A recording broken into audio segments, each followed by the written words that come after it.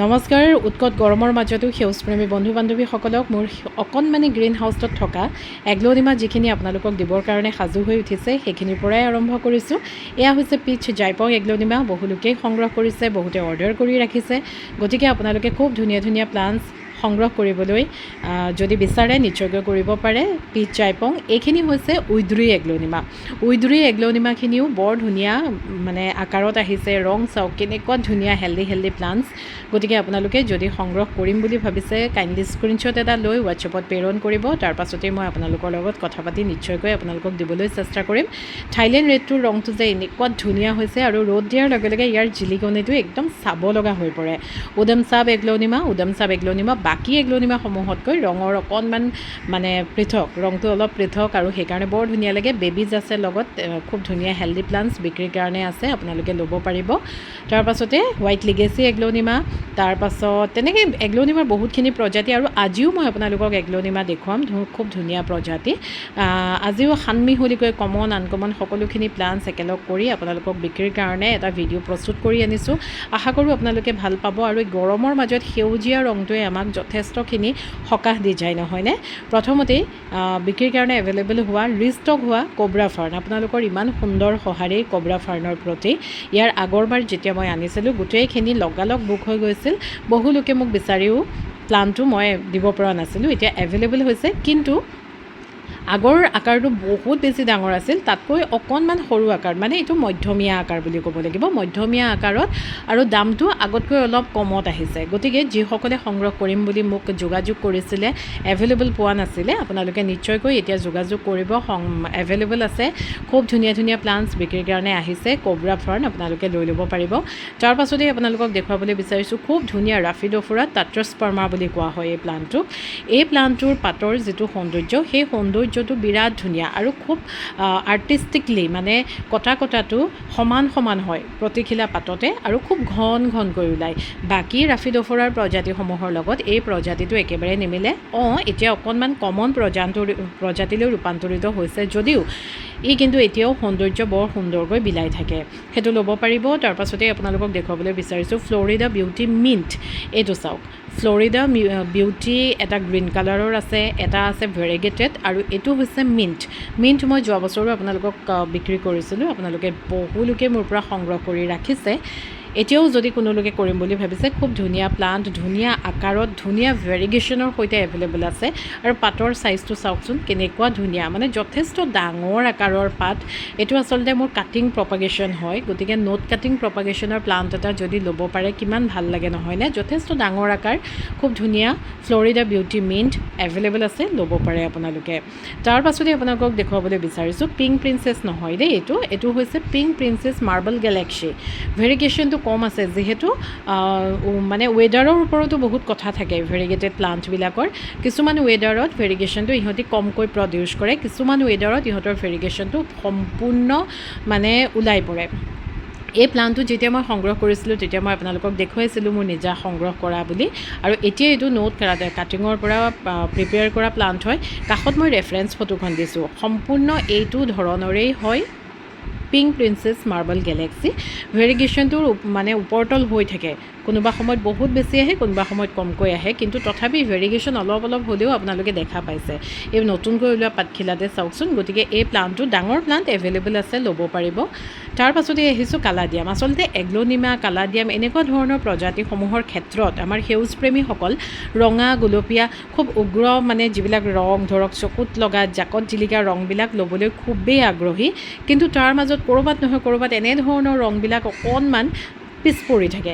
কিন্তু এইবিলাক প্লাণ্টৰো সুকীয়া সৌন্দৰ্য আছে, দেখিছেনে? ইমান ধুনীয়া লাগে দেখিবলৈ। ভেৰিগেশ্যনেই চাবনে, ইয়াৰ ৰঙৰ যিটো মানে তাৰতম্য সেইটোৱেই চাবনে কিমান ধুনীয়া। গতিকে কালাডিয়ামৰ এই প্ৰজাতিটো খুব ধুনীয়া প্লাণ্ট বিক্ৰীৰ কাৰণে এভেইলেবল আছে। আপোনালোকে ৰঙা, গুলপীয়াৰ লগতে এনেকুৱা ধৰণৰ ৰঙৰ কালাডিয়ামসমূহো সংগ্ৰহ কৰকচোন, খুব ধুনীয়া লাগে দেখিবলৈ। মানে একে ৰঙৰ সকলোখিনি হোৱাতকৈ এনেধৰণৰ অকণমান সানমিহলিকৈ যদি ৰংখিনি ৰখা হয় তেতিয়াহ'লে সেই গোটেই কালাডিয়ামৰ বাগিচাখনেই বা এগ্ল'নিমাৰ বাগিচাখনেই খুব আকৰ্ষণীয় কৰি ৰাখে। গতিকে মইতো বিভিন্ন ৰঙৰ প্লাণ্ট মানে কালেকশ্যন কৰি ভাল পাওঁ, আপোনালোকেও নিশ্চয়কৈ কৰিব পাৰে। কালাডিয়ামৰ এইটো আন এটা প্ৰজাতি।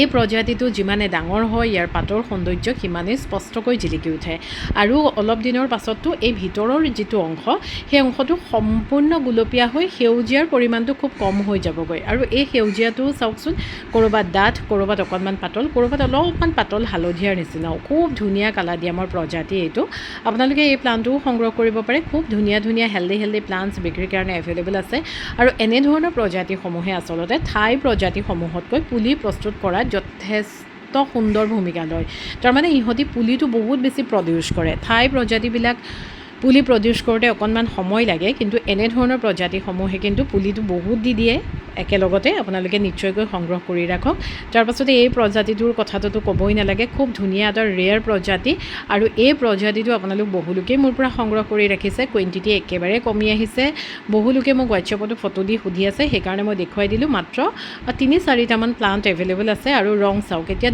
যিমানে ই মেচিয়ৰ হৈছে সিমানে ইয়াৰ প্ৰপাৰ কালাৰটো ওলাই পৰিছে সেউজীয়া তাত বগা ফুট আৰু কিছুমান বিক্ৰেতাৰ তাত দেখিছোঁ বহুত ভাল বিক্ৰেতা যিসকলক আমি মানে চিনি পাওঁ ধৰক অসমৰে গুৱাহাটী ফালৰ যিসকল বিক্ৰেতা তাৰে 2-এজনৰ তাততো মই 500 টকাত এই কালাডিয়ামটো বিক্ৰী হৈ থকা দেখিছোঁ স্ক্ৰীনশ্বটটো দিবলৈ অলপ বেয়া হয় লোকৰ ফটো যিহেতু কিন্তু আপোনালোকক মই কৈ দিছোঁ যদি বিশ্বাস কৰে তেতিয়াহ'লে খুব কম প্ৰাইচত এইটো কালাডিয়াম মোৰ পৰা সংগ্ৰহ কৰি ল'ব পাৰিব তাৰ পাছতে আহিছোঁ এগ্ল'নিমাৰ এই প্ৰজাতিটো যে ইমান মৰম লগা প্ৰজাতি মই বহু আগতেই এই প্ৰজাতিটো বিক্ৰী কৰিছোঁ ৰেড এমাৰাল্ড এগ্ল'নিমা কিয় কোৱা হয় আপোনালোকে প্লাণ্টটো দেখিয়েই হয়তো গম পাইছে খুব ধুনীয়া হেল্ডি প্লাণ্টছ দেই একদম বিক্ৰীৰ কাৰণে অহা যিখিনি প্লাণ্টছ ইমান ধুনীয়া হেল্ডি আৰু এটা পটতে সৰুকৈ হ'লেও অকণমানি পুলি এটা কোনোবা নহয় কোনোবা এটা প্লাণ্টত লাগিয়ে আছে ইয়াতো 2টা পুলি আছে আপোনালোকে দেখিছেনে বৰ ধুনীয়া হেল্ডি প্লাণ্টছ আৰু খুব সুন্দৰ দামত ৰেড এমাৰাল্ড এগ্ল'নিমা আপোনালোকে সংগ্ৰহ কৰিব পাৰিব